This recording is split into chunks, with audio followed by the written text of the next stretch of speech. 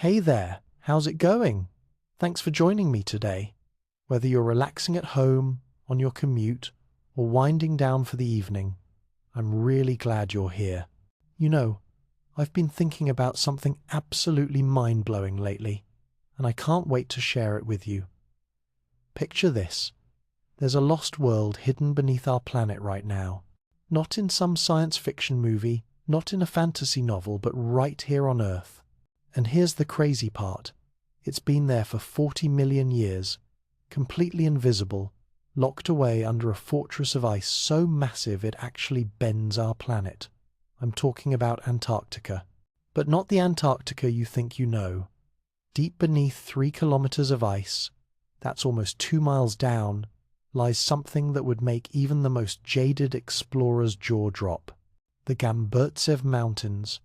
Mountain peaks as tall as the Alps, valleys deeper than the Grand Canyon, an entire landscape frozen in time since before your great-great-great ancestors evolved. Think about that for a second. These mountains have been waiting there, completely untouched, while entire species came and went, while continents drifted, while humans learned to walk upright. But here's what really gets me excited about this story. Antarctica isn't just sitting there being pretty and mysterious. It's actively running our planet, every single day. Right now, as you're listening to this, that massive ice sheet is working as Earth's climate engine, our planetary refrigerator. And the scale of it? You're not going to believe this. We're talking about 26.5 million cubic kilometers of frozen water. Now, I know numbers like that don't really mean much until you put them in perspective, so let me paint you a picture. If all that ice melted tomorrow, and stick with me here because this is where things get wild, every coastal city on Earth would disappear under 58 meters of ocean. That's a 20-story building. Gone. Miami, new. York, London, Tokyo, all of it underwater. But wait, it gets even more incredible. This ice sheet is so heavy, so impossibly massive, that it's actually pressing down on the Earth's crust hard enough to bend it a full kilometer into the mantle. Imagine if you could shrink down and see our planet from space, and there's Antarctica, pushing down so hard it's literally denting the Earth like a bowling ball on a mattress. Now, here's where this story really begins, because Antarctica wasn't always this frozen fortress. 34 million years ago, which sounds like forever but is really just a blink in Earth's timeline, this continent looked nothing like today's frozen wasteland. Picture this instead. Forests of southern beech trees stretching to the horizon, prehistoric ferns as tall as your house, a green and lush landscape that would feel more like New Zealand than the icy desert we know today. So what happened? How did this green paradise turn into Earth's most extreme environment? Well, let me walk you through what might be the most dramatic transformation our planet has ever seen. It started with something that sounds almost boring, until you understand the implications. Ocean currents shifted. But here's the thing about Earth. Nothing happens in isolation. When those currents changed, they formed what scientists call the circumpolar current. This massive ring of water that flows around Antarctica like a liquid fence, cutting it off from the warmer waters of the north. Imagine if someone built an invisible wall around your house that kept all the warm air out. That's essentially what happened to Antarctica. The warm ocean currents that had been bringing tropical heat south got blocked, temperatures dropped, and then something beautiful and terrifying began. Snow that fell stopped melting. Think about that for a moment. Every snowflake that landed stayed exactly where it fell, layer upon layer, year after year, century after century. The weight of each new snowfall compressed the layers below, squeezing out the air, turning loose snow into solid ice. But this wasn't just ice forming, this was the birth of something far more dynamic and alive than you might imagine. These weren't static ice cubes. They became ice rivers, glaciers flowing in super slow motion toward the sea.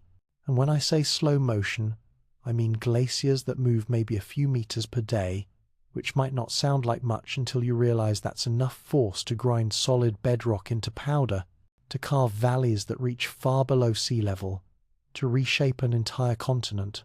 Here's what's absolutely fascinating. Trapped inside all that ice are tiny air bubbles, like little time capsules preserving Earth's ancient atmosphere. Scientists can drill down into these ice sheets and literally breathe the air that dinosaurs breathed.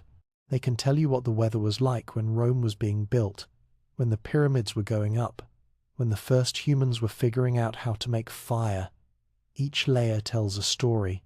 Volcanic eruptions show up as dark bands. Ice ages appear as different crystal structures. Climate changes become visible as changes in the ice chemistry. Antarctica isn't just a frozen continent, it's Earth's memory, written in ice. But let's talk about what this ice does to our planet right now, today, because the more you understand the mechanics of it, the more mind-blowing this whole system becomes. That ice sheet is constantly moving, constantly flowing from the interior toward the ocean.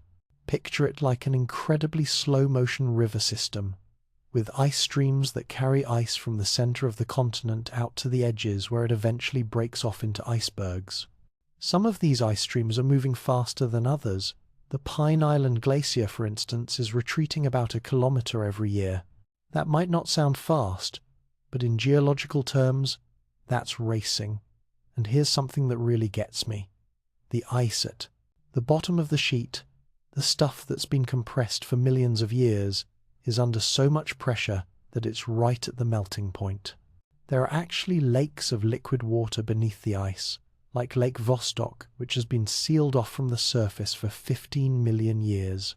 15 million years. What kind of life might have evolved in complete isolation down there? Scientists are still trying to figure that out. The sheer scale of the forces involved here is almost impossible to grasp. When chunks of ice break off and have nined, and we're talking about pieces the size of small countries, they don't just splash into the ocean. They create tsunamis. They change ocean currents. They affect weather patterns thousands of miles away. But here's what really keeps me up at night thinking about this. Antarctica's ice sheet isn't stable. It never has been. Throughout Earth's history, ice ages have come and gone. Sea levels have risen and fallen by hundreds of meters. Continents that were once tropical became frozen, and frozen continents became tropical again. The ice cores tell us that these changes can happen surprisingly quickly. Not overnight, but not over millions of years either. Sometimes in just a few thousand years, which in geological terms is essentially instantaneous, entire ice sheets have appeared or disappeared. And that brings us to the most fascinating and terrifying question of all. What would happen if Antarctica's ice disappeared not over thousands of years, but tomorrow? What if you woke up Wednesday morning and all 26.5 million cubic kilometers of ice had simply vanished into thin air? I know, it's impossible. Ice doesn't just disappear. But stay with me here, because thinking through this impossible scenario teaches us everything we need to know about how our planet actually works, about the forces that shape our world, about the delicate balance that keeps our civilization possible. Because here's the thing, while all that ice won't vanish overnight, it is disappearing, right now. Every year, Antarctica loses about 150 billion tons of ice. That's like losing a piece the size of Hawaii every few years, and the pace is accelerating. The Thwaites Glacier, scientists call it the Doomsday Glacier, and that should tell you something, dear, is losing 50 billion tons of ice every single year. The West Antarctic ice sheet shows signs of what glaciologists call irreversible collapse. Not next week, not next year, but on a timeline that's scary short in geological terms.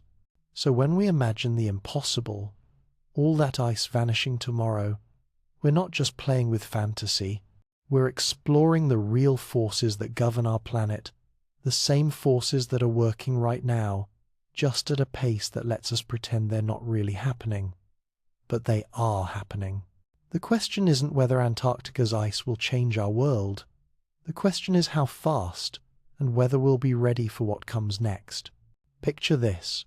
You're standing at the edge of the Ross ice shelf, looking out at an ice cliff that rises 60 meters out of the water. But underneath the surface, that ice goes down another 700 meters. 700 meters of ice, floating on the ocean, held in place by the massive ice sheet behind it. Now imagine all of that gone, not melted, not broken apart, just gone. What happens to the ocean? What happens to the land beneath? What happens to the 7 billion people who live on a planet suddenly missing its largest single piece of ice? That's the journey we're about to take together. We're going to explore what would happen in the first seconds, the first minutes, the first hours after Antarctica's ice vanished. We'll follow the physics as it plays out across our planet. We'll see how the oceans respond, how the atmosphere reacts, how life itself adapts to a world suddenly and dramatically changed. And here's what I find most fascinating of all. By understanding this impossible scenario, we start to understand the real Antarctica, the real forces at work on our planet, and the real changes that are happening right now, just slowly enough that we can choose to ignore them. But after this journey, you won't be able to ignore them anymore. Are you ready to see what happens when Earth loses its frozen heart? Tuesday morning, 7:15 a.m. in Wellington, New Zealand. Picture this. Seismologists at GNS Science are having their usual quiet morning coffee when suddenly every seismometer across the country starts going absolutely crazy. Not just shaking, we're talking about readings that are completely off the charts. The instruments are screaming with data that shouldn't be possible. But here's the thing, this isn't an earthquake. The seismic signature is all wrong. Instead of the sharp, violent waves of tectonic plates grinding against each other, these are long, rolling waves that seem to be coming from everywhere and nowhere at once. The scientists stare at their screens in complete confusion. What they're seeing has never been recorded in human history, because at exactly 7:14 a.m. New Zealand time, something impossible happened. Antarctica's ice sheet, ice, all 26.5 million cubic kilometers of it, vanished in an instant. Now, I know what you're thinking. How is that even possible? It's not, of course.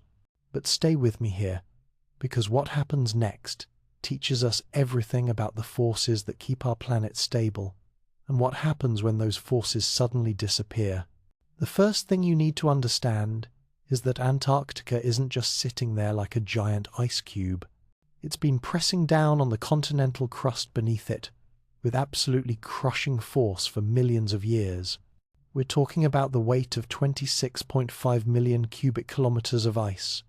That's roughly 24 quadrillion tons pressing down continuously, day after day, year after year, for geological ages.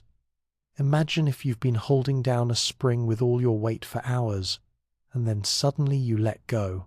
That spring doesn't just slowly return to its original shape, it snaps back violently. Well, that's exactly what happens to the Antarctic continent. The moment all that ice disappears, within seconds of the ice vanishing, the Antarctic continent begins to rebound. But we're not talking about a gentle rising. This is violent, catastrophic upheaval. The compressed rock beneath Antarctica, suddenly freed from crushing weight, rockets upward like a released spring, 10 meters in the first minute, 100 meters within an hour. The ground doesn't just rise, it tears apart. Picture the entire continent convulsing. Mountain ranges that have been buried under ice for millions of years suddenly thrust upward through the Earth's surface. The transantarctic mountains don't just become visible, they explode skyward, growing taller by the minute as the crust beneath them rebounds from eons of compression. But here's where things get really terrifying. This isn't just local geological activity. The sudden loss of Antarctica's mass creates seismic waves that race outward from the continent at 8 kilometers per second. These aren't normal earthquake waves. They're something entirely new, created by the planet itself trying to adjust to the sudden disappearance of one of its major mass concentrations. Within minutes, these seismic waves hit New Zealand. That's what those seismologists are staring at in complete bewilderment. The waves keep coming, racing across the Pacific, hitting Chile 20 minutes after the initial event, then spreading north through the Americas, across Europe, through Asia. Every seismic monitoring station on Earth is registering readings that break their instruments. But the real horror is just beginning, because when 24 quadrillion tons of ice disappears, physics demands that mass goes somewhere. In our impossible scenario, it becomes water, roughly 26.5 million cubic kilometers of water that appears instantly in the Southern Ocean. Now, you might think, okay, so sea levels rise. That's bad, but how bad could it really be? Well, let me walk you through what actually happens when you suddenly add that much water to the world's oceans, because it's far worse than just rising sea levels. The first tsunamis aren't born from earthquakes. They're born from the sheer volume of water that's suddenly crashing into the Southern Ocean. We're not talking about normal tsunamis here. These are walls of water 500 meters tall, racing outward from Antarctica at the speed of jet planes. Think about that for a moment. 500 meters is taller than the Empire State Building, and these water walls are moving at 800 kilometers per hour, carrying the energy of the entire vanished ice sheet. The physics here is absolutely brutal. Chile, being the closest major landmass to Antarctica, has maybe 20 minutes before these monster waves hit. 20 minutes to evacuate millions of people from every coastal city. 20 minutes to move inland from a coastline that's about to be obliterated by water moving faster than most hurricanes. New Zealand has 30 minutes. Australia gets 45. But here's the really terrifying part. There's nowhere to run. These aren't normal tsunamis that flood coastal areas and then retreat. This is a permanent addition to the ocean. When that water hits land, it's not going back. Let's follow this disaster as it unfolds minute by minute. At 7:34 a.m. New Zealand time, just 20 minutes after the ice vanished, the first tsunami waves hit the Chilean coast. The city of Punta Arenas, home to over 100,000 people, disappears under a wall of water so tall it's visible from orbit. The wave doesn't just hit the coast, it keeps going, racing inland at hundreds of kilometers per hour, carrying away everything in its path. But Chile's geography actually works against it here. The Andes Mountains, normally a protective barrier, become a funnel, concentrating the water and forcing it up valleys with devastating effect. Santiago, hundreds of kilometers inland and thousands of meters above sea level, finds itself in the path of water that defies every assumption about where tsunamis can reach. At 7:44 a.m., the waves hit New Zealand. Auckland, Wellington, Christchurch, see New Zeo. Cities that have stood for over a century are gone in minutes. The waves don't just flood these cities, they erase them, carrying away buildings, roads, entire neighborhoods. The Southern Alps actually help here, providing some barrier, but the waves are so massive they overflow mountain passes, creating temporary inland seas. Then, at 8 a.m. exactly, the waves reach Australia. Sydney Harbour, one of the most beautiful natural harbours in the world, becomes the funnel for humanity's greatest natural disaster. The harbour acts like a megaphone for the incoming water, amplifying and concentrating the waves as they race toward the city centre. But here's what makes this even more catastrophic. These waves aren't hitting empty coastlines. They're hitting some of the most densely populated areas on Earth during morning rush hour. Millions of people are in cars, on trains, in office buildings that suddenly find themselves directly in the path of water moving at aircraft speeds. The scale of destruction is beyond anything in human history. We're not talking about damaged buildings or flooded neighborhoods. We're talking about entire cities being physically removed from the map, carried away by water that has the energy of Antarctica's entire ice sheet behind it. And this is just the beginning. Because while these initial tsunami waves are racing around the Pacific, something even more fundamental is happening to our planet. The sudden loss of Antarctica's mass doesn't just affect the surrounding ocean, it affects Earth's rotation. Our planet has been spinning in balance for billions of years, with Antarctica's massive ice sheet acting as one of the major stabilizing weights. Remove that weight instantly, and the planet starts to wobble like an unbalanced washing machine. Picture Earth as a spinning top that's suddenly had a chunk of its weight removed. The planet doesn't just keep spinning smoothly, it begins to wobble, and that wobble grows more pronounced with each rotation. The North Pole starts wandering across the Arctic. Days become longer as the rotation slows. The fundamental rhythm that has governed life on Earth for millions of years suddenly breaks down, but the geological chaos is just getting started. Every tectonic plate on Earth feels the sudden change in mass distribution. Fault lines that have been stable for centuries suddenly shift. The ring of fire around the Pacific doesn't just become active, it explodes. Mount Erebus in Antarctica doesn't just erupt, it detonates with a violence that hasn't been seen since the formation of the continent. But it's not alone. Volcanoes across Chile wake up simultaneously. Mount Fuji, dormant for centuries, begins showing signs of activity within hours. The Cascades in North America, the volcanoes of Indonesia, the peaks of the Andes, NDD, all of them respond to the sudden shift in planetary forces. The earthquake activity is unlike anything in recorded history. Not just one massive quake, but continuous seismic activity as the planet tries to adjust to its new mass distribution. The San Andreas Fault in California doesn't just slip, it ruptures along its entire length. The fault lines beneath Tokyo activate simultaneously. Even the stable continental interiors, places that haven't seen major earthquakes in millions of years, begin to shake. And through all of this, those tsunami waves keep coming. Because here's what most people don't realize about tsunamis. They're not single waves. They come in sets, and each wave can be more destructive than the last. So even as rescue efforts begin in the areas hit by the first waves, even bigger waves are still racing across the ocean.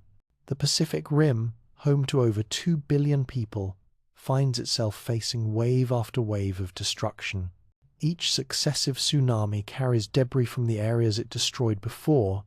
Entire buildings, ships, vehicles, all of it becomes battering rams in the next wave. But perhaps the most horrifying aspect of this disaster is its inevitability. Once that ice vanished, once those first seismic waves started racing outward, there was nothing anyone could do to stop what followed. No technology, no engineering, no human intervention could prevent the cascade of destruction that followed from simple physics. Emergency services are overwhelmed within minutes. How do you evacuate entire countries? How do you coordinate rescue efforts when the very ground beneath your feet is shaking continuously?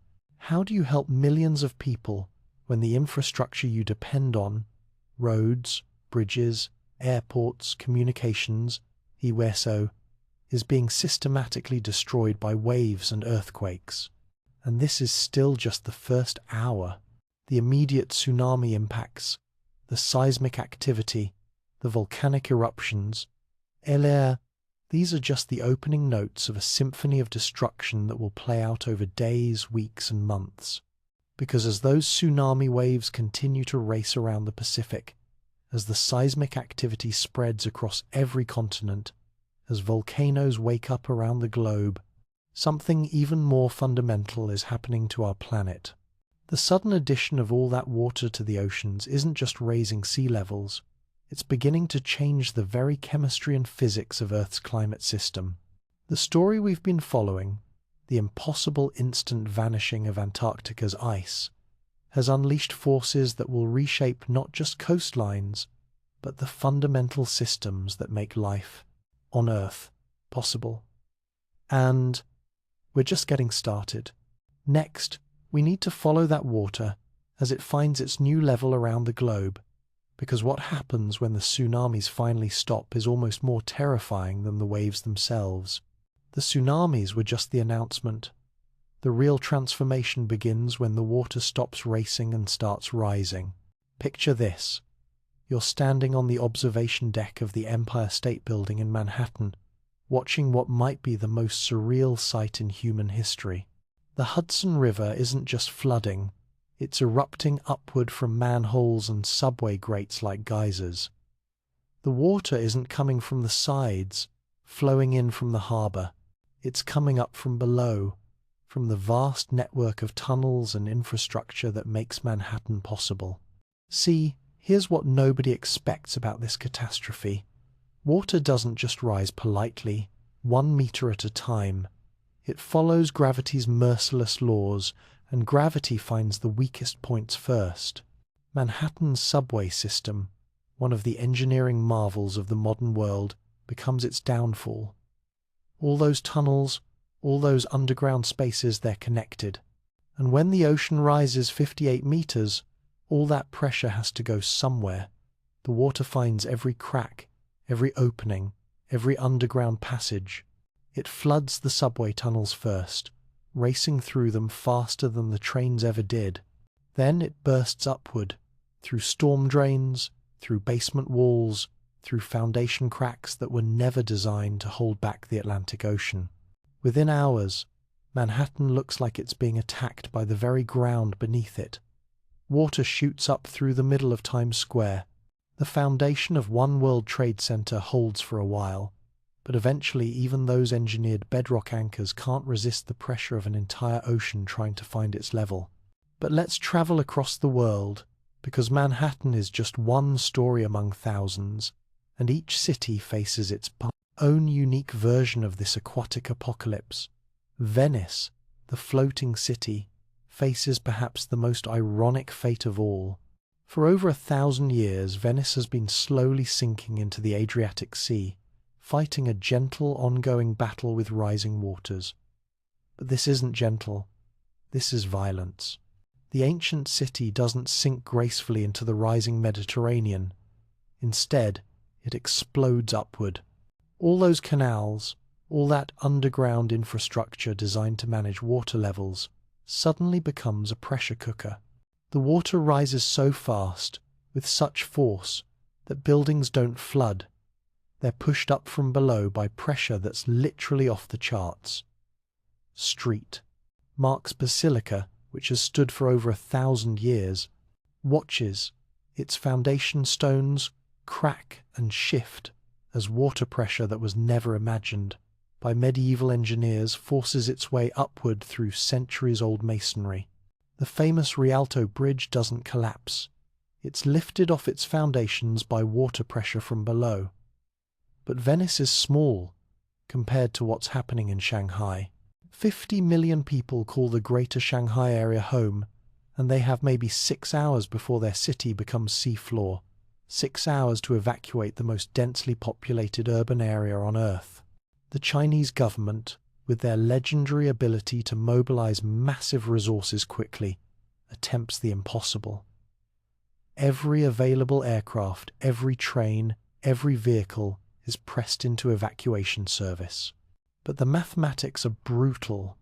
50 million people, 6 hours, and transportation infrastructure that's designed for normal daily movement, not the evacuation of an entire megacity.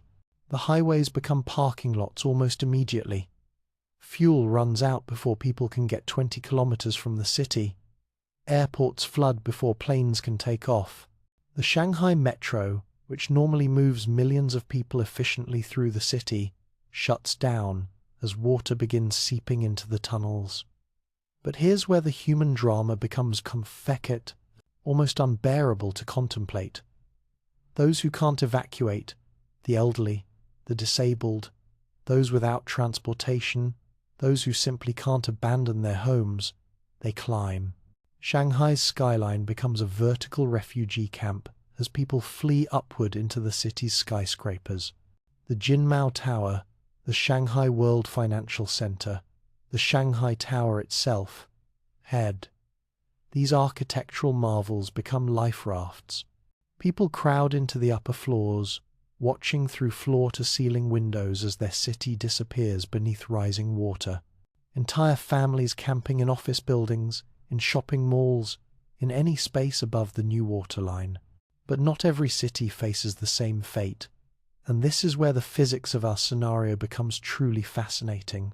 You see, water doesn't rise evenly across the globe. It sounds like it should. Add water to the ocean. Sea levels go up everywhere, right? But Earth isn't a simple bathtub, and water is much more complex than we usually think. The water actually rebels against itself. Near Antarctica, where all that ice used to be, gravitational attraction weakens dramatically. Ice is incredibly massive, and it literally pulls water toward it through gravitational force. Remove that ice, and the water around Antarctica actually drops, even as water everywhere else rises. It's like this. Imagine you're in a pool, and someone's holding a really heavy weight at one end. The water gets pulled slightly toward that weight. Now suddenly remove the weight. The water doesn't just settle evenly, it sloshes away from where the weight used to be. So while most of the world is drowning, parts of the Antarctic coast actually see falling sea levels. The irony is profound. The place that caused this catastrophe is one of the few places that might actually become more livable, at least temporarily. But the uneven distribution creates impossible geography everywhere else. The Mediterranean Sea, being about as far from Antarctica as you can get on Earth, experiences the full 90-meter rise. The Alps become islands. The French Riviera, 300 feet underwater. Rome floods completely, the Vatican disappearing beneath water that rises higher than the dome of St. Peter's Basilica. Meanwhile, Cape Town might see only 20 meters of rise. Still catastrophic, still enough to flood most of the city, but nothing like the complete submersion facing Mediterranean cities.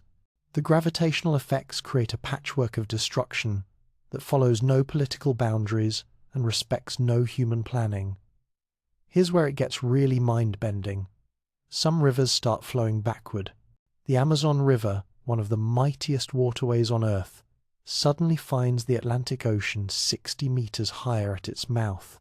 Water doesn't care about the direction rivers are supposed to flow. It flows downhill, and now downhill is inland. The Mississippi River faces the same impossible situation. The Gulf of Mexico rises so dramatically that salt water begins flowing north, up the Mississippi, past New Orleans, which is completely submerged, past Baton Rouge, past Vicksburg. The river that has defined American commerce and culture for centuries becomes a saltwater inlet, reaching hundreds of kilometers inland. The human exodus defies every assumption about how populations move during disasters. We're not talking about people evacuating from a hurricane or fleeing a wildfire. We're talking about 2 billion people who live within 60 meters. That's more than a quarter of humanity, who live within 60 meters of current sea level and suddenly have nowhere to live. 2 billion people. Think about that number for a moment. That's everyone in China and India combined. That's 60% of Americans. That's almost everyone in Bangladesh, the Netherlands, much of Indonesia, most of coastal Brazil, the entire population of island nations. And they all need to move, now. The transportation infrastructure of the world simply can't handle it. Highways designed to carry normal traffic loads collapse under the weight of millions of vehicles, all moving in the same direction. Fuel supplies disappear within days. Airports that don't flood are overwhelmed by demand from people who can afford to fly, while millions more are stranded. The social dynamics become almost medieval. The wealthy flee first, chartering private jets and helicopters, buying their way onto any aircraft that can get them to higher ground. Private yachts become lifeboats for the rich, sailing toward mountain coastlines that suddenly become premium real estate. But for most people, evacuation means walking. Entire populations migrate on foot, carrying what they can, heading for any high ground they can find. The Great Migrations of Human History, IL, the movement of peoples across continents over centuries, suddenly compress into days and weeks. In Bangladesh, 160 million people have essentially nowhere to go. The country is a river delta, most of it barely above sea level. The Himalayas provide some refuge, but they're already home to billions of people in India and Pakistan. The human pressure on any remaining livable land becomes impossible to manage. The Netherlands faces perhaps the most ironic fate of all. For centuries, they've been the world's experts at living below sea level, building an incredible system of dikes and pumps and barriers to hold back the North Sea.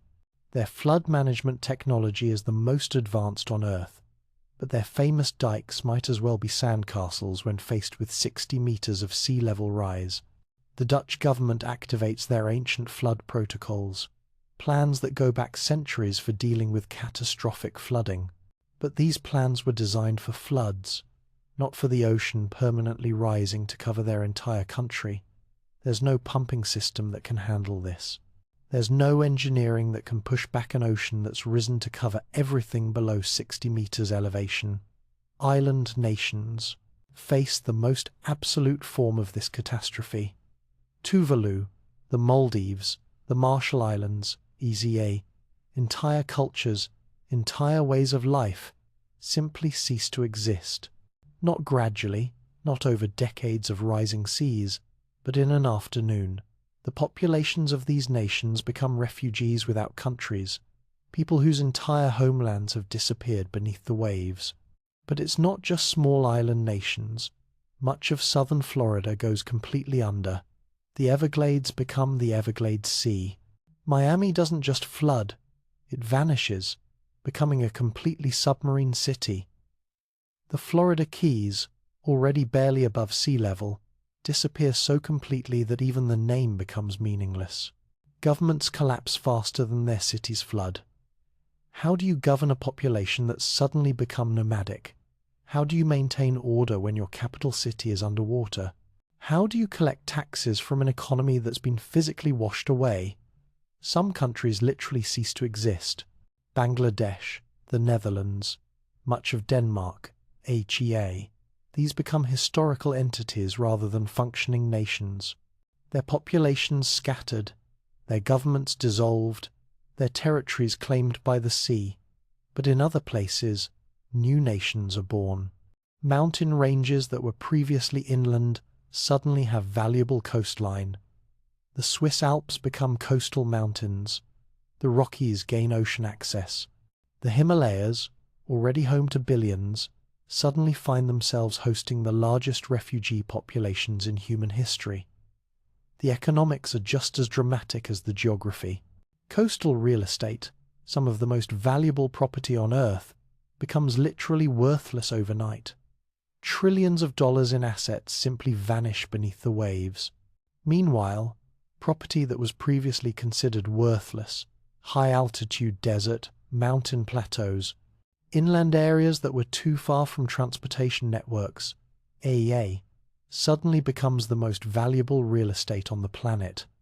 New York's financial district doesn't just flood, it disappears completely beneath the Atlantic.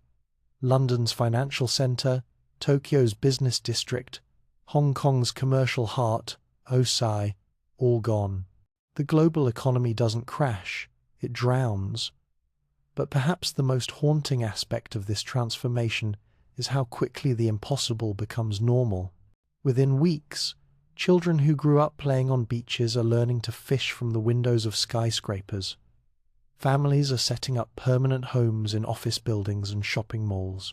Entire communities are figuring out how to grow food on rooftops and in vertical farms built in the upper floors of drowned cities. The human capacity for adaptation becomes both inspiring and heartbreaking.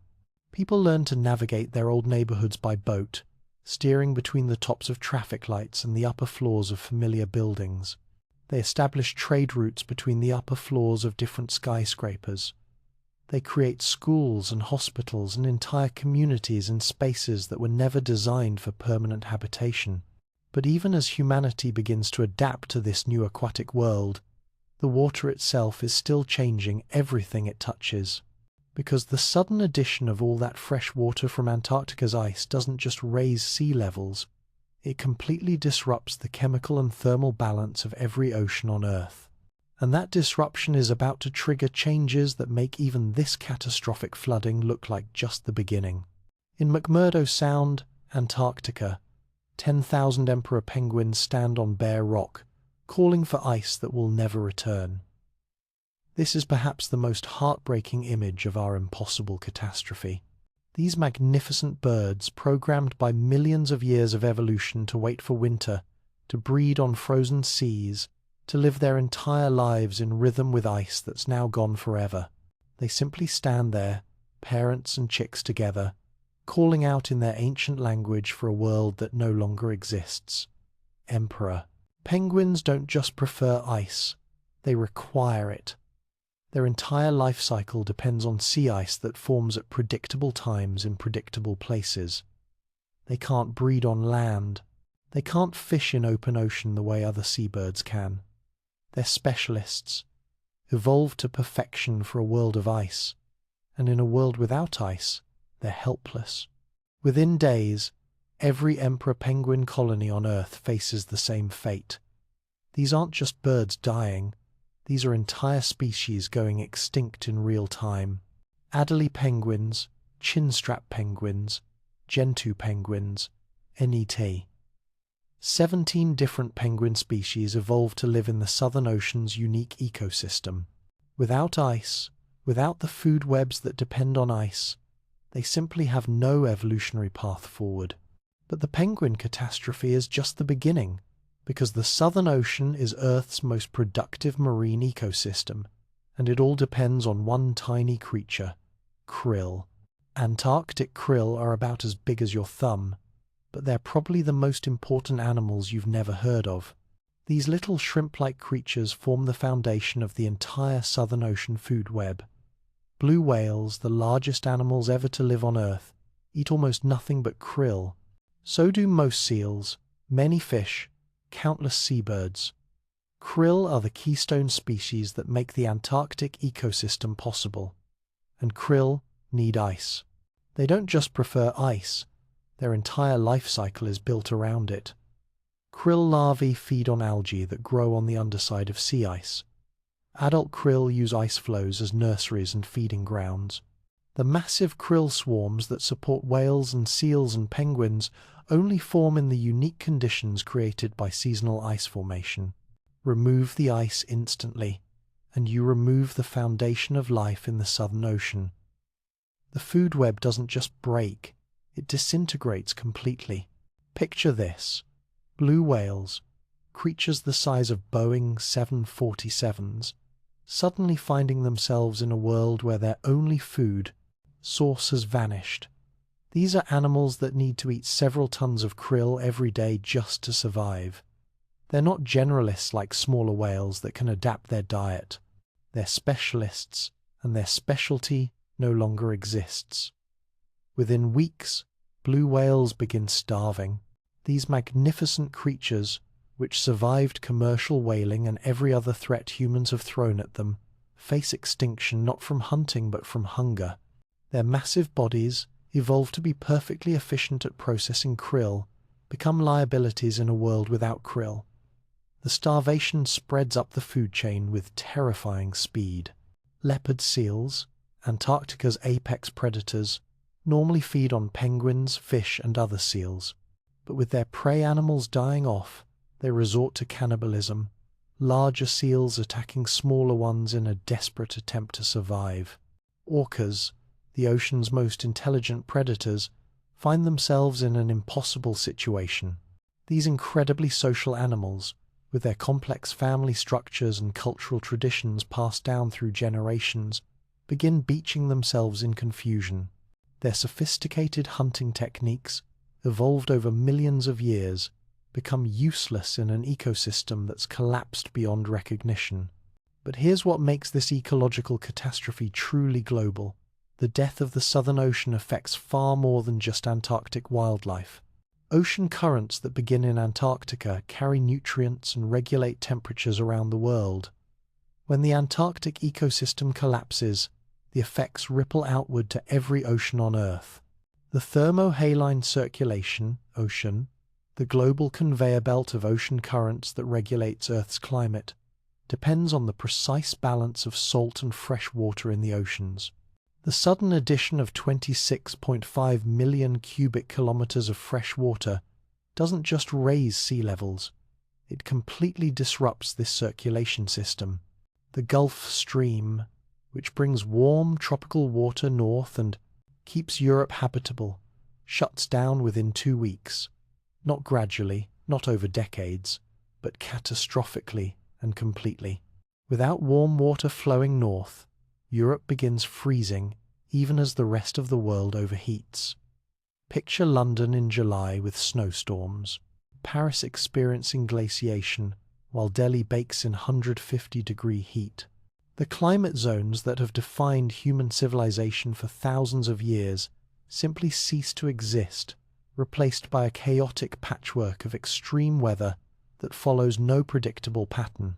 But the fresh water flooding into the oceans creates another problem that's even more fundamental. It changes the ocean's chemistry. Ocean water isn't just water, it's a complex chemical solution that supports all marine life. Add massive amounts of fresh water, and you change the salinity, the pH, the nutrient concentrations, the variability of the ocean to support life. Coral reefs, already stressed by warming temperatures and ocean acidification, face the ultimate crisis. The Great Barrier Reef, one of the most biodiverse ecosystems on Earth, dies within a week. Not from bleaching, not from slow degradation, but from complete chemical shock, as water that's too fresh, too hot, and too acidic overwhelms coral polyps that evolved in very specific conditions. The Caribbean reefs follow, then Indonesia's reefs, then every coral ecosystem on Earth. These aren't just pretty underwater gardens dying. Coral reefs support 1/4 of all marine life. When the reefs die, entire ocean ecosystems collapse. And then there's the oxygen problem. Most people think rainforests are the lungs of the Earth, but actually, it's the oceans that produce most of our oxygen. Tiny marine plants called phytoplankton, floating near the ocean surface, generate about 70% of the oxygen we breathe. But phytoplankton are incredibly sensitive to changes in water chemistry, temperature, and salinity. The massive infusion of fresh water creates conditions that these microscopic plants simply can't survive. Ocean productivity crashes, oxygen production plummets, every breath becomes a little harder. On land, the effects are just as catastrophic, but they play out differently across different ecosystems. The Amazon rainforest, Earth's most biodiverse terrestrial ecosystem, faces a death spiral unlike anything in its 60-million-year history. Here's what's happening. With ocean currents shut down, the Amazon basin loses its normal rainfall patterns. But at the same time, global temperatures are spiking because the planet's cooling systems have failed. The rainforest, which depends on consistent moisture and moderate temperatures, suddenly finds itself baking in 150-degree heat with no rain. The Amazon doesn't just suffer, it burns. And when the Amazon burns, it releases carbon that's been stored in its trees and soil for millions of years. This creates a feedback loop that accelerates global warming even faster. The forest that has helped regulate Earth's climate for millions of years becomes a massive source of greenhouse gases. But it's not just the Amazon. Boreal forests in Canada and Siberia, already stressed by warming temperatures, face similar heat domes. These forests, which have survived ice ages and natural climate variations for millions of years, burn in fires so intense they create their own weather systems. The smoke from these mega fires creates a haze that circles the globe, blocking sunlight and creating an artificial winter in some areas, while other regions continue to overheat. It's like nuclear winter and global warming happening simultaneously in different parts of the planet. African elephants, creatures that have adapted to droughts and climate variations for millions of years, find themselves facing heat that's simply beyond any mammal's ability to survive. These intelligent social animals begin dying not from poaching or habitat loss, but from hypothermia, emissive. Bodies simply can't cool themselves in temperatures that exceed their biological limits. Polar bears, already threatened by disappearing Arctic ice, face complete extinction within months. But it's not just the loss of hunting grounds that kills them, it's the complete breakdown of Arctic ecosystems. Seals need ice to breed and rest. Arctic cod need cold water. Walruses need stable ice platforms. The entire Arctic food web, evolved over millions of years, disappears in a single season. But perhaps the most disturbing aspect of this ecological collapse is how it affects the animals that survive. Evolution doesn't just stop when ecosystems collapse. Ecosystems collapse. It accelerates. But the kind of evolution that happens during catastrophic change isn't the gradual, beautiful process we usually think about. Scavenger species, rats, cockroaches, crows, vultures, suddenly find themselves in a world where dead animals vastly outnumber living ones. These species explode in population, evolving rapidly to take advantage of unprecedented opportunities. But they're not evolving into more complex or beautiful forms, they're evolving into more efficient processes of death. Urban ecosystems become dominated by a few highly adaptable species. Cities that used to support dozens of bird species now host only pigeons and crows. Parks that once had diverse plant life become monocultures of whatever species can tolerate the new extreme conditions. The ocean becomes similar, vast underwater deserts, broken only by areas where a few hardy species have managed to adapt to the new chemistry.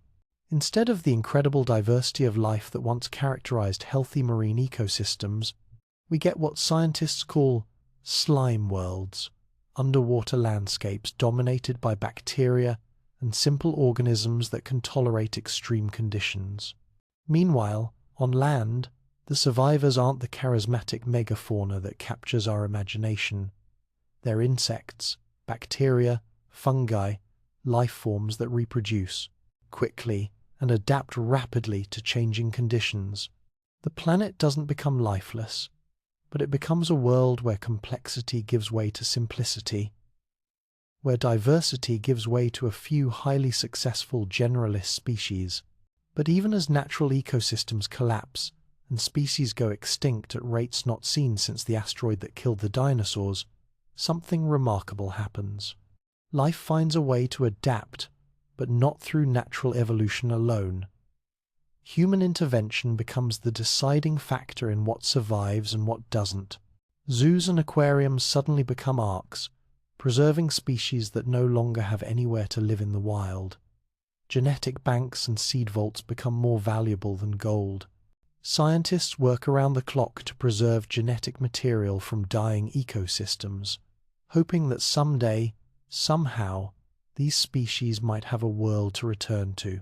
Underground bunkers become high-tech greenhouses, maintaining Earth's biological diversity in artificial environments. Ocean research stations become refuges for marine life that can no longer survive in the wild. The relationship between humans and nature reverses completely.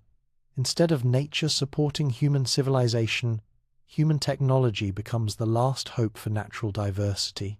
But even with the most advanced technology, even with the most dedicated conservation efforts, the scale of loss is staggering. We're not talking about protecting endangered species or of life.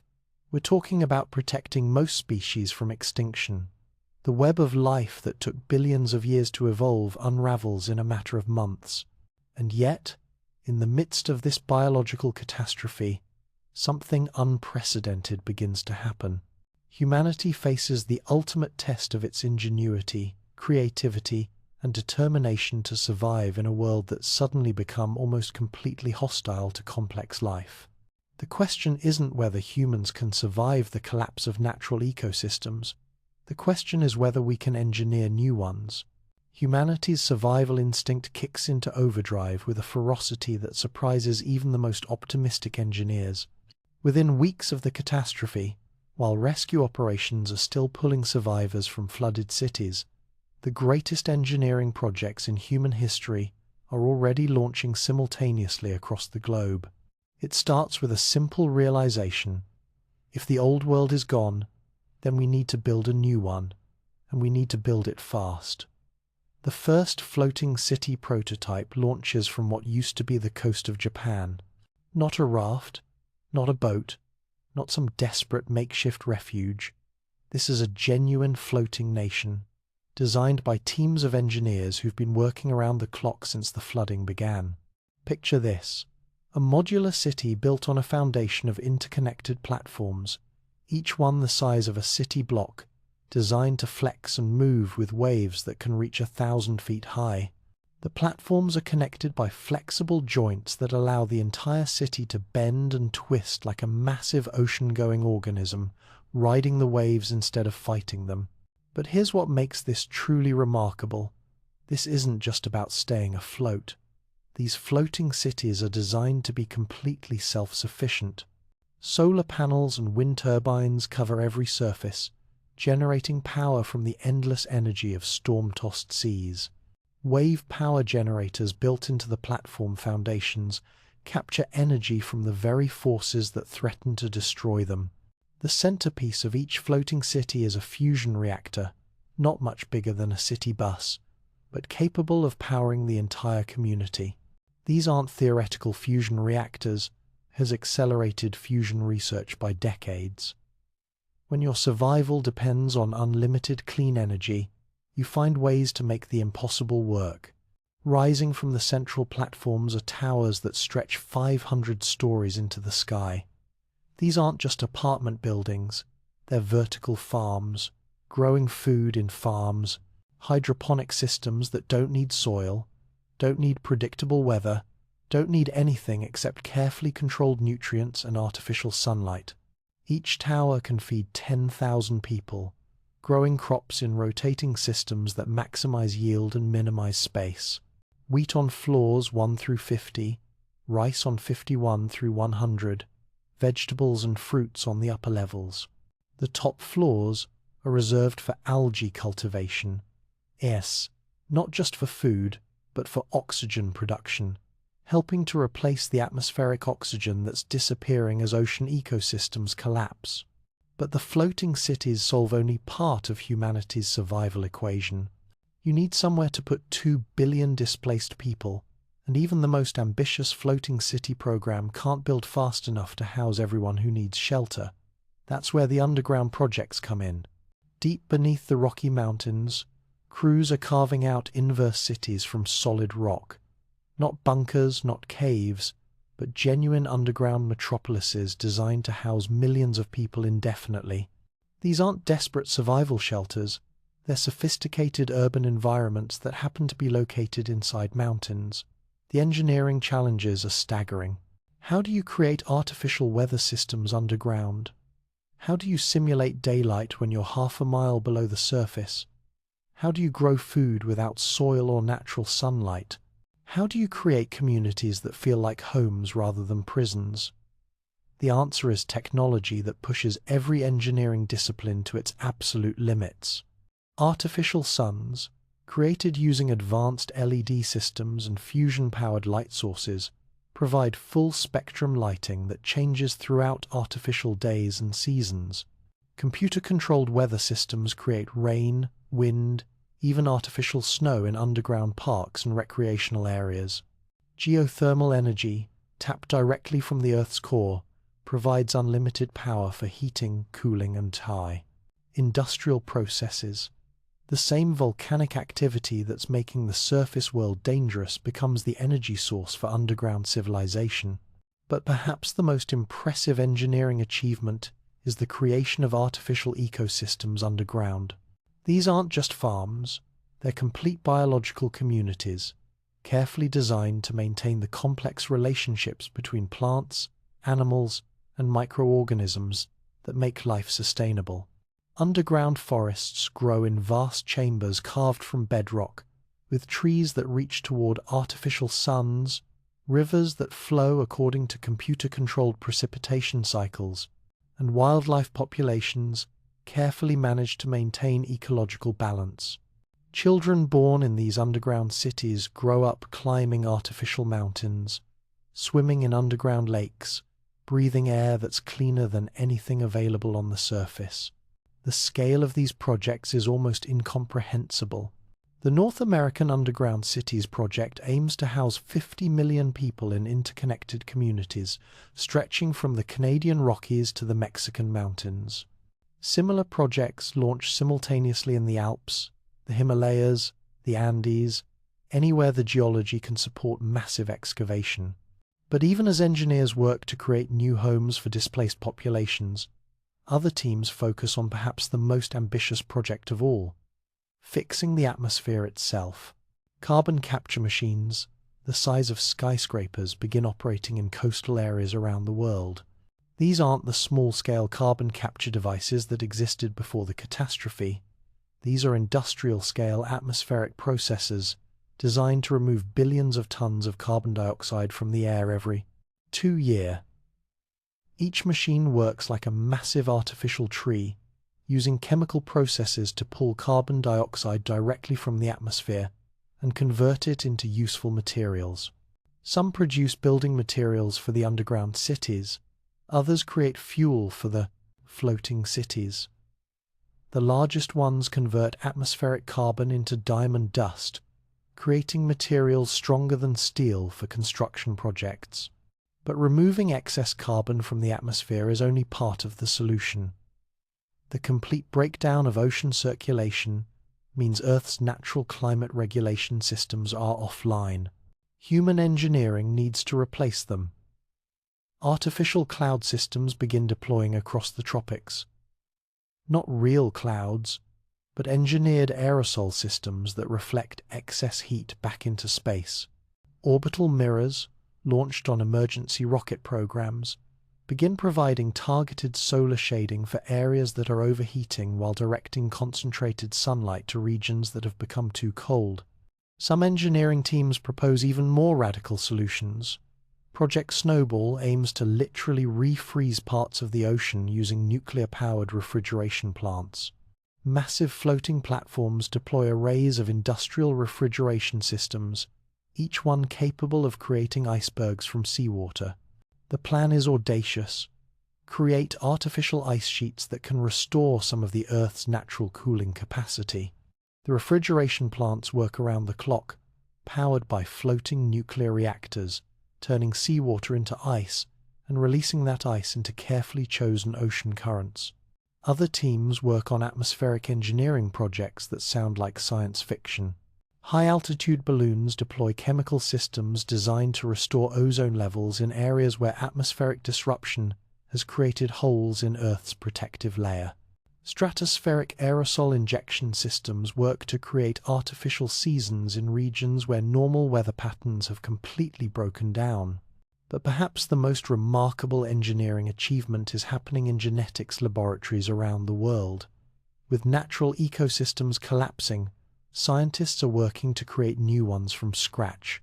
Genetic engineers race to develop crops that can survive in the new extreme environments. Corn that can grow in salt water, wheat that can thrive in temperatures that would kill traditional crops, rice that can survive both drought and flooding, sometimes within the same growing season.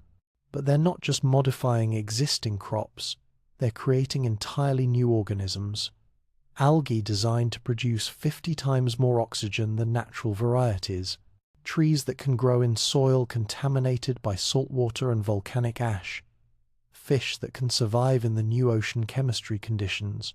The most ambitious genetic engineering projects aim to recreate extinct species using preserved genetic material, not just the species that died in the recent catastrophe, but species that have been extinct for decades or centuries, who brought back because they have genetic traits that might help them survive in the New World conditions. Antarctic krill, extinct since the ice disappeared, are being recreated in laboratory conditions and released into artificial ocean environments. Scientists hope these hardy creatures might be able to adapt to the new ocean chemistry and restart collapsed marine food chains. Even more ambitious are the projects to create entirely new ecosystems, floating ocean gardens where genetically modified kelp forests provide food and shelter for engineered fish populations, artificial coral reefs built from synthetic materials and populated with lab-created organisms designed to thrive in the new ocean conditions. Underground ecosystems become living laboratories where scientists test combinations of modified organisms to see which communities can become self-sustaining. Successful combinations are then scaled up and deployed in the underground cities or in surface areas where conditions allow. But all of these engineering marvels face the same fundamental challenge. They're not just fighting the immediate effects of the catastrophe, they're fighting the ongoing instability of a planetary system that's completely out of balance. New storms, more powerful than any hurricane in recorded history, regularly threaten the floating cities. Volcanic activity, triggered by the ongoing geological instability, forces evacuation of underground cities that took years to build. Atmospheric conditions change so rapidly that even the most sophisticated climate engineering systems struggle to keep up. The engineering projects become an endless race against cascading failures. Fix the atmosphere, and the oceans destabilize. Stabilize the oceans, and the geology shifts. Address the geological problems, and the atmosphere goes haywire again. Some projects fail spectacularly. The first attempt at creating artificial ice sheets results in massive ice dams that disrupt ocean currents even further. Early versions of atmospheric processes create toxic cloud formations that poison thousands of square kilometers. Genetic engineering experiments sometimes produce organisms that threaten the few natural ecosystems that are still functioning. But failure drives innovation faster than success ever could. Each failed project teaches engineers something new about the complex interactions between Earth's systems. Each catastrophic mistake leads to better understanding of how to work with planetary forces instead of against them. And gradually, slowly, some projects begin to work. The floating cities learn to ride storms that would destroy any land-based structure. Underground communities develop their own cultures and economies, proving that human civilization can thrive even in completely artificial environments. Genetic engineering successes begin to restore some biological diversity to a world that had lost most of its living complexity. Most importantly, these engineering projects prove something that many thought was impossible. Humans can intentionally design and build planetary systems. Not just survive in them, not just adapt to them, but actually create them from scratch. The question is no longer whether humanity can survive in a world without natural climate stability. The question is whether we can engineer something better than what nature provided. And in some underground cities, in some floating nations, in some carefully managed artificial ecosystems, the answer is beginning to look like yes. 500 years have passed since the impossible day when Antarctica's ice vanished, and Earth has found its new balance. It's nothing like the old world. Picture this. You're standing on the observation deck of New Vostok Station, humanity's first permanent settlement on the Antarctic continent. Through the reinforced windows, you can see mountain peaks that no human being had ever laid eyes on until 5 centuries ago. The Gambutsev Mountains, finally free from their prison of ice, rising like ancient gods into the clear Antarctic sky. But these aren't the barren, windswept peaks you might expect. The valleys between them are green, not the pale, struggling green of plants fighting against impossible conditions, but the rich, deep green of forests that have had centuries to establish themselves in one of Earth's newest habitable zones. Lake Vostok, sealed beneath ice for 15 million years, now stretches across the Antarctic landscape like an inland sea. The organisms that emerged from its ancient depths didn't just survive in the New World, they thrived. Some of them rewrote biology textbooks. Others became the foundation for entirely new ecosystems that exist nowhere else on Earth. The lake teems with life forms that seem almost alien, bacteria that glow with their own light, creating underwater aurora displays that can be seen from space. Fish-like creatures that never developed eyes, navigating their world through electromagnetic senses that seem like magic to human observers. Microscopic organisms that process minerals in ways that have revolutionized human technology. But perhaps the most remarkable sight from the observation deck is the weather. Antarctic storms in this new world are unlike anything in human experience. Lightning that dances across the sky in colors, blues, purples, greens, as atmospheric electricity interacts with mineral particles thrown up by the still active volcanic activity. These storms can be beautiful, terrifying, and useful all at once, providing massive amounts of electrical energy that power the Antarctic settlements.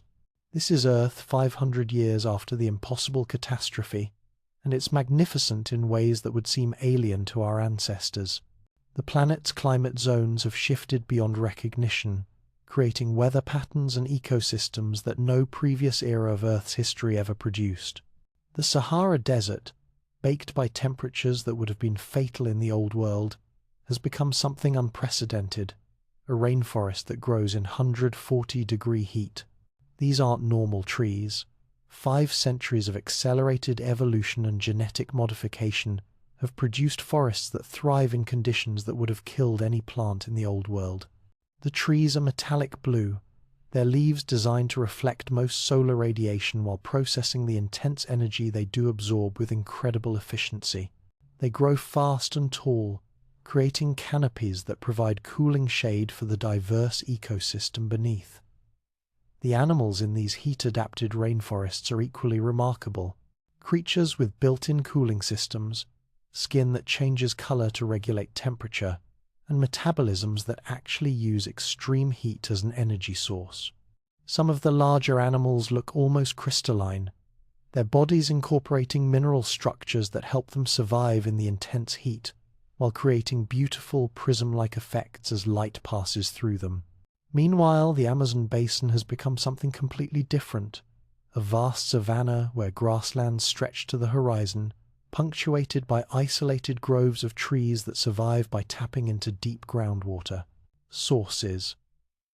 The animals here have adapted to extreme seasonal variations, with some species that hibernate during the hottest months and others that migrate thousands of kilometers following water sources. But it's not just tropical regions that have been transformed. California, once known for its Mediterranean climate and wine country, now experiences winters that would make ancient Siberians shiver. The Sierra Nevada mountains are locked in permanent ice age conditions, while Death Valley freezes solid for 6 months of the year. And yet, life has adapted even to these extremes. Ice-adapted redwood trees now grow in frozen California valleys, their trunks modified to survive freeze-thaw cycles that would have killed their ancestors. Arctic foxes and polar bears, thought extinct after the original catastrophe, have been reintroduced using genetic material preserved in the Great Archives, and they thrive in these new polar regions. Greenland has become the opposite of its name, a tropical paradise where palm trees grow in soil that was permafrost just centuries ago. The cities there are built like tropical resorts, with architecture designed to handle monsoon rains and hurricane-force winds that are now normal weather patterns in the Arctic. The ocean currents that drive these strange new weather patterns are unlike anything in Earth's previous history. Super hurricanes with winds exceeding 400 kilometers per hour prowl the oceans year-round, but they're not the destructive forces you might imagine. Humanity has learned to harvest their energy, and the floating cities actually follow these storms, riding them like surfers ride waves, using their massive power to charge the city's energy systems. Lightning storms rage continuously along the boundaries between the new temperature zones. But these aren't just weather phenomena, they're power sources. Atmospheric energy harvesting systems capture the electrical output of these permanent storm systems, providing unlimited clean energy for human settlements. The floating cities themselves have evolved into something far beyond the emergency refuges they began as. New Atlantis, the largest floating nation, houses 12 million people in a city that spans 300 square kilometers of ocean surface. It's not just a place to live, it's a completely new form of human civilization. The city moves constantly, following ocean currents and weather patterns that provide optimal conditions for its power systems and food production. Children born on New Atlantis learn to navigate by storm patterns and ocean currents instead of roads and landmarks. They speak languages that include words for weather phenomena that never existed in the old world. The floating cities have developed their own cultures, their own art forms, their own ways of understanding the world. Music in these communities incorporates the sounds of wind and waves and storms as fundamental elements. Architecture flows and flexes like living organisms. Social structures are built around mobility and adaptation rather than permanence and stability. But perhaps the most remarkable human adaptation has happened in the underground cities. 5 centuries of life beneath the earth has produced human communities that seem almost like a different species. Underground dwellers have developed enlarged lung capacity for breathing recycled air. Their eyes have adapted to artificial lighting systems, able to see spectra of light that surface dwellers can't perceive. Some populations have developed echolocation abilities, using sound to navigate in the complex 3-dimensional spaces of underground cities. The underground cities themselves have become marvels of biological engineering. Instead of carved stone and metal construction, these communities grow their cities using modified organisms, living buildings that repair themselves, breathe air, and even reproduce when more space is needed. Underground. Forests have evolved into ecosystems that exist nowhere else in the universe. Trees that grow without sunlight, using geothermal energy instead of photosynthesis. Animals that have never seen the surface, perfectly adapted to life in controlled underground environments. Entire food webs based on organisms that process minerals and chemical energy instead of depending on traditional biological relationships. Children born in the underground cities often choose never to visit the surface. They've adapted to their environment so completely that they find surface conditions, unpredictable weather, natural lighting, open skies, uncomfortable and disorienting. But the most remarkable human adaptation might be cultural. Humanity has developed new forms of social organization based on mobility, flexibility, and constant adaptation to changing conditions. Traditional concepts like permanent countries, fixed borders, and stable governments have given way to fluid communities that form and reform based on current conditions and needs. Some human populations have become nomadic ocean travelers, riding the currents between floating cities and underwater settlements.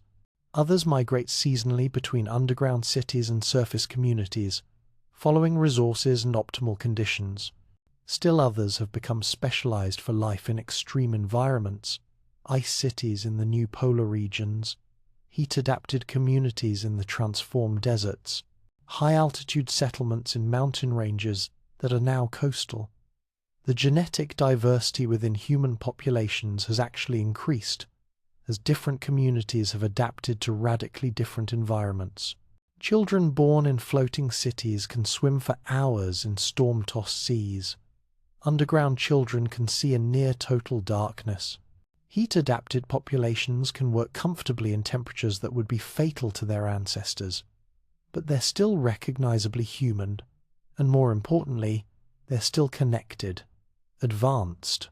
Communication technologies allow instant contact between underground cities, floating nations, and surface settlements. Cultural exchange happens constantly, with art, music, stories, and innovations flowing between communities that live in completely different worlds. The new Earth supports a human population that's actually larger than it was before the catastrophe. Not because conditions are easier, not but because humanity has learned to live in environments that were previously uninhabitable.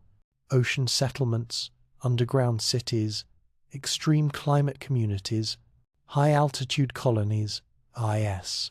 Humans now thrive in ecological niches that were impossible before the development of advanced life support and adaptation technologies. And the diversity of human experience has exploded. Children today might grow up swimming with genetically modified dolphins in floating cities, exploring crystal caves in underground settlements, or harvesting storm energy in high-altitude wind farms. Their world is more dangerous than their ancestors, but it's also more varied, more dynamic, and in many ways more beautiful. The relationship between humans and nature has fundamentally changed. Instead of adapting to natural environments, humans now create environments and adapt themselves to them. Instead of being limited by natural climate and geological conditions, human communities design their own optimal conditions and build technologies to maintain them. Some philosophers argue that this new Earth represents the next stage of human evolution, not just biological adaptation, but conscious evolution, where humans intentionally guide their own development and that of their environment. Others worry that humanity has lost something essential by abandoning natural ecosystems for engineered ones. But there's no going back. The old Earth, with its stable climate and predictable seasons, exists only in historical records and cultural memory. The new Earth is too different too, dynamic, too alive with possibilities that never existed before, and perhaps most remarkably, it's still changing. 500 years after the Great Catastrophe, Earth systems are still finding new balances, still creating new possibilities, still surprising the humans who call it home. In the Antarctic settlements, scientists monitor seismic activity that suggests new continents might be forming as the planet's crust continues to adjust to the new mass distribution. Ocean researchers track the evolution of entirely new marine ecosystems in areas where fresh and salt water mix in ways that create unique chemical conditions. Atmospheric scientists observe the formation of new types of clouds, new patterns of atmospheric circulation, new relationships between ocean and air currents that could lead to yet another transformation of global climate patterns. The new Earth isn't stable, it's dynamic, constantly changing, constantly creating new possibilities for life and human civilization, and humanity has learned not just to survive in this dynamic world, but to thrive in it, to partner with it, to help guide its evolution in directions that support both human needs and the incredible diversity of life that the new conditions have made possible. This is what Earth becomes when the impossible happens and life finds a way not just to survive, but to create something magnificent from catastrophe. Now let me bring you back to today, back to our world, where Antarctica's ice is disappearing, not in the impossible instant of our thought experiment, but in the slow-motion catastrophe that's actually happening right now. As you listen to this, it's Tuesday morning, and Dr. Sarah Chen stands on the edge of the Thwaites Glacier in Antarctica, watching a piece of ice the size of Manhattan crack away from the glacier face and tumble into the dark waters of the Amundsen Sea.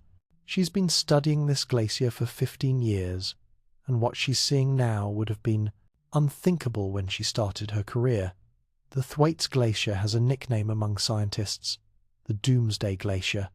That should tell you something about what we're dealing with here. This single glacier is losing 50 billion tons of ice every year. 50 billion tons. To put that in perspective, that's roughly equivalent to emptying all the water in Lake Superior annually, every year. And the pace is accelerating. Dr. Chen plants her instruments in the ice and takes measurements that confirm what satellite data has been showing for decades. This glacier isn't just melting, it's collapsing. The ice shelf that has held it in place for thousands of years is breaking apart, and once it's gone, there's nothing to stop the glacier from sliding into the ocean at an unprecedented rate. But Thwaites isn't alone. The Pine Island Glacier, its neighbour, is retreating about a kilometre every year. That might not sound fast until you realize that in geological terms, a kilometer per year is like a sprint. These glaciers are racing toward the sea. Here's what keeps glaciologists awake at night. The West Antarctic ice sheet, which includes both Thwaites and Pine Island glaciers, contains enough ice to raise global sea levels by 3.4 meters. That's over 11 feet. And unlike our impossible thought experiment, this ice loss would happen over decades, not seconds, but the end result for coastal cities would be remarkably similar. 11 feet of sea level rise doesn't sound like the 58 meters of our imaginary scenario, but consider this. Most of the world's major cities, most of humanity's critical infrastructure, most of our agricultural deltas are built for current sea levels. 11 feet is enough to flood Miami permanently. It's enough to put much of Bangladesh underwater. It's enough to turn billions of people into climate refugees. But here's the truly scary part. The West Antarctic ice sheet shows signs of what scientists call irreversible collapse. Not next week, not next year, but on a timeline that's terrifyingly short in geological terms. Once certain thresholds are crossed, once certain ice shelves disappear entirely, the process becomes unstoppable by any technology we currently possess. Scientists drilling ice cores from these disappearing glaciers are essentially reading Earth's climate diary, and the story it tells is both fascinating and frightening. Trapped in those ice layers are air bubbles that preserve ancient atmospheres, allowing us to see exactly what Earth's climate was like thousands, even millions of years ago. And here's what those ice cores reveal. Earth has done this before. 3 million years ago, during the Pliocene epoch, atmospheric carbon dioxide levels reached about 400 parts per million, almost exactly where we are today. And what happened then? Antarctica largely melted. Sea levels rose 20 meters higher than today. Forests grew in Antarctica. The Arctic Ocean was ice-free year-round. The difference between then and now, that change took place over millennia. We're recreating the same atmospheric conditions in decades. We're pushing the same buttons, but we're pushing them 1,000 times faster than Earth has ever experienced.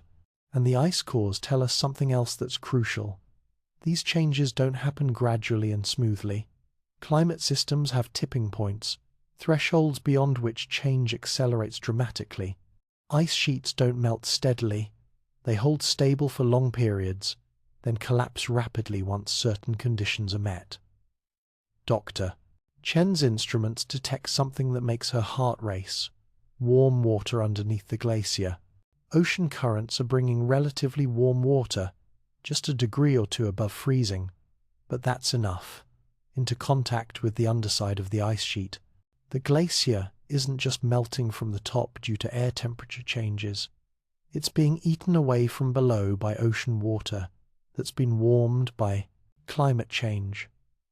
This underwater melting is invisible from the surface, making it much harder to predict and much more dangerous than surface melting. By the time you can see the effects, the process is already well advanced and extremely difficult to stop. Satellite data from NASA and ESA shows this story playing out across Antarctica. Time-lapse footage that compresses decades into minutes shows ice shelves shattering like broken windows, glaciers accelerating their flow toward the sea, massive icebergs carving off and drifting north into warmer waters where they melt with shocking speed. But it's not just Antarctica that's changing. The Arctic is warming twice as fast as the global average, a phenomenon scientists call Arctic amplification. The Greenland ice sheet is losing mass even faster than Antarctica. Arctic sea ice is disappearing at a rate that's exceeded every prediction made just a decade ago. Here's what's really remarkable about our impossible thought experiment. It teaches us about the real processes that are happening right now, just much more slowly. The physics are identical. The cascade effects, ocean current disruption, weather pattern changes, ecological collapse, are the same whether the ice disappears in a day or over decades. The difference is that gradual change gives us time to adapt, time to prepare, time to potentially slow or redirect the process. But it also gives us time to ignore it, to pretend it's not happening, to assume that somehow we'll figure out solutions before the worst effects hit. The warming written in disappearing ice isn't just a scientific curiosity, it's a preview of humanity's future. Every fraction of a degree of warming matters. Every centimetre of sea level rise displaces millions of people.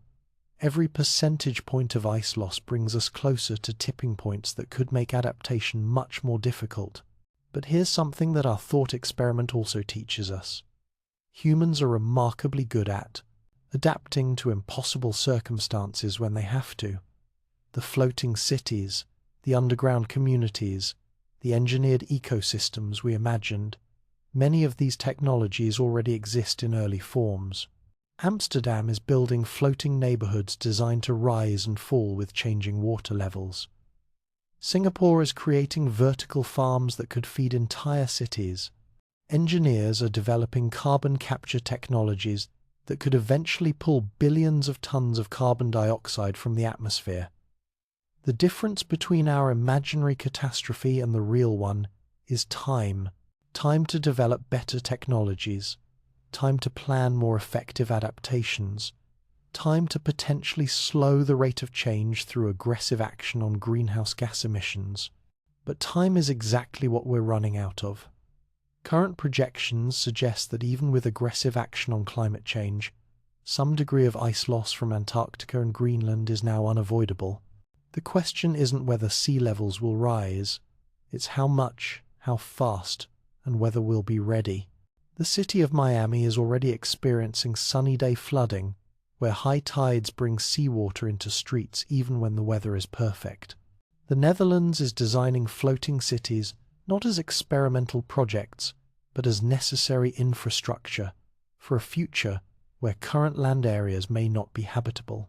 Small island nations like Tuvalu and the Maldives are facing the prospect of becoming uninhabitable within decades, not centuries. These aren't abstract future scenarios, these are current realities that are accelerating. But there's still time to write a different ending to this story. The ice that's disappearing from Antarctica contains a warning, but it also contains information about how climate systems work, how quickly they can change, and what kinds of interventions might be possible. Scientists are developing new technologies to monitor ice loss in real time, to predict tipping points before they're reached, to potentially stabilize glaciers through engineering interventions. Some proposals sound like science fiction. AD5, underwater barriers to block warm water from reaching glacier bases, artificial snow machines to replace lost ice mass, even schemes to refreeze parts of the ocean using renewable energy. Most of these ideas are still experimental, and many may prove impossible, but the research is accelerating because the stakes are becoming clear. We're not just trying to prevent an inconvenience, we're trying to prevent the transformation of human civilization. And perhaps most importantly, we're learning that small changes in human behavior can have large effects on planetary systems. The same feedback loops that make ice loss accelerate can work in reverse if we can change the inputs to the system. Every solar panel installed, every electric vehicle purchased, every forest preserved, every ton of carbon captured from the atmosphere, FU1, these actions add up. They change the planetary energy balance that drives ice loss. They buy time for developing better solutions. The warning written in Antarctica's ice is clear. Planetary systems break suddenly after bending slowly. Ice sheets hold stable for centuries, then collapse in decades. Climate patterns persist for millennia, then shift in years. Ocean currents flow predictably for ages, then shut down in seasons. We're living through the bending period right now. The question is whether we'll act on the warning before the breaking point arrives. Antarctica won't vanish tomorrow. The floating cities and underground communities of our thought experiment won't be necessary next year. But the physics that would make them necessary in our impossible scenario are operating right now, just more slowly. Every day, we wait to address climate change. we move closer to a world where the extraordinary adaptations we imagined become ordinary necessities. Every year of delayed action makes the eventual changes the extreme and the required adaptations more difficult. The ice speaks a simple truth. What seems permanent isn't. What seems impossible becomes inevitable. What seems gradual accelerates suddenly. But it also speaks a truth about possibility. Life finds ways to survive and thrive even in dramatically changed conditions. Human ingenuity rises to meet even the most extraordinary challenges.